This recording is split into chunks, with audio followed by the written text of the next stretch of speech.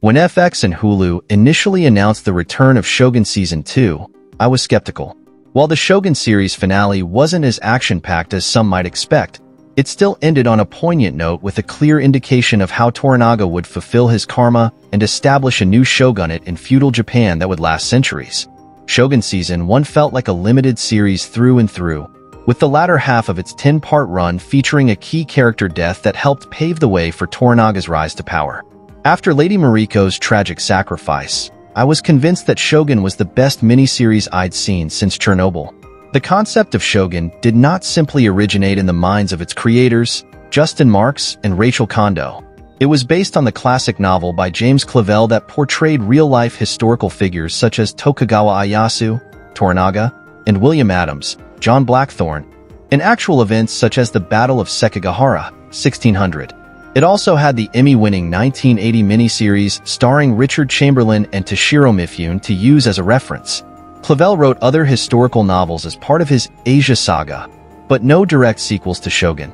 Still, Marks and Kondo have one advantage that the Game of Thrones writers didn't have. As far as literary source material goes, Shogun has completed its story based on Clavell's novel alone. Running out of source material is a major reason why Game of Thrones went downhill after the 5th season, leading to an all-time disappointing finale. Since Shogun Season 1 adapts the entire Clavell book, Season 2 will inevitably run into the same issue. As the failure of Game of Thrones' final season demonstrated, closing out a series based on source material with new original content is no easy feat. There is a big difference between original screenwriting and adapted screenwriting, particularly since most adapted works have already been tried and tested. Shogun has set a fantastic foundation to build and expand on with its first season, even if some of its fan-favorite characters will not be returning.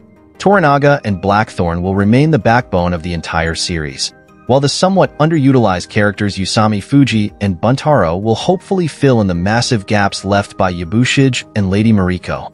Okiba no Kata, the mother of the heir, will likely remain the series' antagonist with the inevitable defeat of Lord Ishido.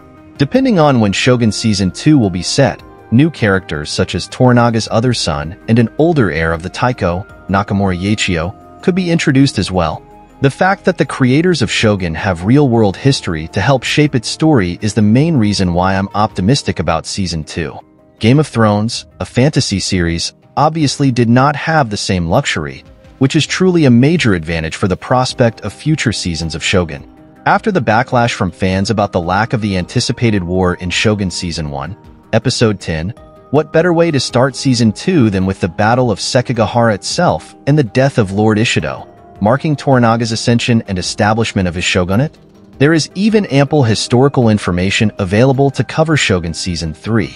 The Siege of Osaka, which occurred in 1614, was the final military effort to end Tokugawa's reign by the Taiko's son, who was depicted as a child in Season 1. There is plenty of material for the creators of Shogun to draw from thanks to the rich and compelling history of the Tokugawa shogunate. What's crucial for Shogun's longevity, however, is for Marks and Kondo to stick to the historical blueprint and avoid derailing the series into the realm of pure fiction. Part of what makes Toranaga so compelling is how he brings a legendary figure to life. The series can't afford to lose that part of its identity. Marks and Kondo recently opened up about their creative process going into development on Shogun Season 2. Marks noted, "There were a lot of questions that we felt were still unanswered in the story. Not the least of which is that the title character doesn't become the title character. And yeah, that's really when you have history on your side. What you don't have on your side is this wonderful book moving forward. There are no roads where we're going." It's reassuring that Marks and Kondo are fully aware of the task at hand and have envisioned a clear ending for Shogun even if it arrives years after its initial conclusion. Thanks for watching.